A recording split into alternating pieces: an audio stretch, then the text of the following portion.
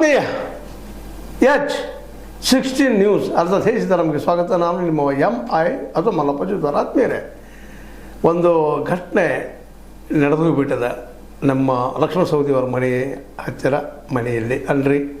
ವಿಶೇಷವಾಗಿ ಅವ್ರಿಗೆ ಭೇಟಿ ಆಗಲಿಕ್ಕೆ ಹೋದಂಥ DCC ಬ್ಯಾಂಕಿನ ಯೂನಿಯನ್ ವರ್ಕರ್ಸ್ ಯೂನಿಯನ್ ಅಧ್ಯಕ್ಷ ಹೋದಾಗ ಒಂದು ಘಟನೆ ನಡೆದ. ಆ ಘಟನೆ ಏನೇನಾಯಿತು ಅನ್ನೋದ್ರ ಬಗ್ಗೆ ಒಂದು ಸ್ವಲ್ಪ ನೋಡ್ರಿ, ಇದನ್ನು ಆಮೇಲೆ ವಿಶ್ಲೇಷಣೆ ಮಾಡೋಣ. ಏನು ನಂಗೆ ಗೊತ್ತಿದ್ರೆ ಹೇಳಬೇಕಲ್ಲ ಸರ್, ಕಾರಣಗಳು ಗೊತ್ತಿದ್ರೆ ಹೇಳಬೇಕಲ್ಲ. ನೀವು ಒಬ್ಬರು ಹೋಗಿದ್ರೆ ಇಲ್ಲ, ನಾವು 4-5 ಜನ ಹೋಗಿದ್ದೀವಿ ಸರ್.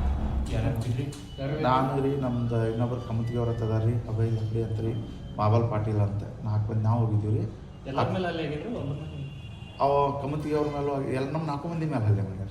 ಅವ್ರಿಗೆ ಕಡಿಮೆ ಮಾಡಿರಿ, ನನಗೊಂದು ಸ್ವಲ್ಪ ಜಾಸ್ತಿ ಮಾಡಿದ್ದಾರೆ. ಅವರಿಲ್ಲ ಇದ್ರಿಗೆ ಜಸ್ಟ್ ವೈಯಕ್ತಿಕದು ನನಗೆ ಅವ್ರಿಗೆ ಏನು ದ್ವೇಷ ಇರಲಿಲ್ಲ ರೀ. DCC ಬ್ಯಾಂಕ್ ಎಲೆಕ್ಷನ್ ಹಿಡಿದು ನಮ್ಮ ಮೇಲೆ ಅವ್ರು ಮಾಡ್ತಾರೆ. ನಾವು ಜಾರಕಿಹೊಳಿ ಫಾಲೋವರ್ಸ್ ಅಂತ ಹೇಳಿ ನಮ್ಮ ಮೇಲೆ ಅಷ್ಟೊಂದು ಅತಿ ಹಲ್ಲೆ ಮಾಡಾಕ್ತಾರೆ. ಪಾಪ ಜಾರಕಿಹೊಳಿ ಸಾವ್ಕಾರು ಯಾವಾಗೂ ಅವ್ರ ಬಗ್ಗೆ ನಮ್ಮ ಮುಂದೆ ಯಾವಾಗೂ ಏನೂ ಕೆಟ್ಟದ್ದು ಮಾತಾಡಂಗಿಲ್ಲ ಇದ್ದಿದ್ದೆ. ಏನೇನು ಯೂಸ್ ಮಾಡಿ ಗೊತ್ತಾಗಲಿಲ್ಲ ಸರ್. ಚೆನ್ನಾಗಿ ಭಾಳ ಐತ್ರಿ ಅನ್ನಂತ ನಂಗೆ ಅಷ್ಟು ಎಲ್ಲರೂ ಫಿಲ್ಮ್ದಾಗ ಬೆಳಿತಾರಲ್ಲ ಆ ರೀತಿ ಬೆಳೆಯಕತ್ತ ಟೈಮ್ನಾಗ ನಾ ಐಡೆಂಟಿಫೈ ಮಾಡೋಕ್ಕಾಗಲಿಲ್ಲ ಸರ್. ಅದನ್ನು ಅಂದ್ರೆ ನಾನು ಹಿಂಗೆ ಇದು ಮಾಡೋದೇ ಹೆಚ್ಚಾದ್ರೆ ಒಬ್ರು ಅಂದಾಜು ಒಂದು 20-30 ಮಂದಿ ಅಲ್ಲಿ ಭಾಳ ಇತ್ತು ರೀ. ಬಡಿದ್ರಾಗ ಒಂದು 20-30 ಬಡ್ದಾರ. ಚಿದಾನಂದ ಸೌದಿ, ಲಕ್ಷ್ಮಣ ಸೌದಿ ಅವ್ರು ಬಡ್ದ ಬಳಕ ಬೆಂಬಲಿಗರು ಹೊಡ್ಯಾರ. ಪಿಕ್ಚರ್ ಅಂದಿದ್ಲೇ ಸ್ಟಾರ್ಟ್ ಮಾಡಿ ಎಲ್ಲರೂ ಹೊಡ್ದಾರ ಸರ್.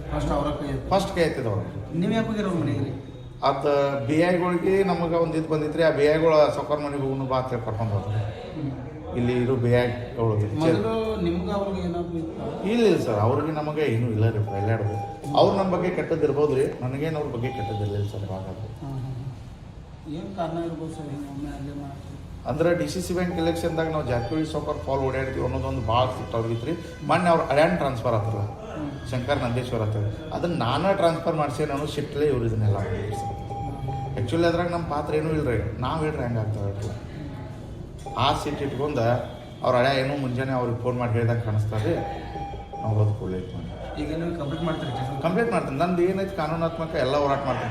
ಒಂದು ಕಾನೂನಿಂದ ಹೋರಾಟ ಸಿಗಲಿಲ್ಲ ಅಂದರೂ ನನ್ನ ಸಾವಿಗೆ ನೇರ ಹೊಣೆ ಲಕ್ಷ್ಮಣ ಸೌದಿ, ಚಿದಾನಂದ ಸೌದಿ. ಸ್ವಾಭಿಮಾನದ ಮನುಷ್ಯ ಅದೀನಿ ಸರ್. ನಾನು ಸ್ವಾಭಿಮಾನ ಕಳ್ಕೊಂಡು ಬದುಕುವಂಥ ಶಕ್ತಿನೂ ನನಗಿಲ್ಲ. ಯಾಕಂದರೆ ಈ ವಿಷಯದಾಗ ನನ್ನ ಕಡೆ ಯಾವ ತಪ್ಪೂ ಆಗಿಲ್ಲ. ಮೊದಲೇ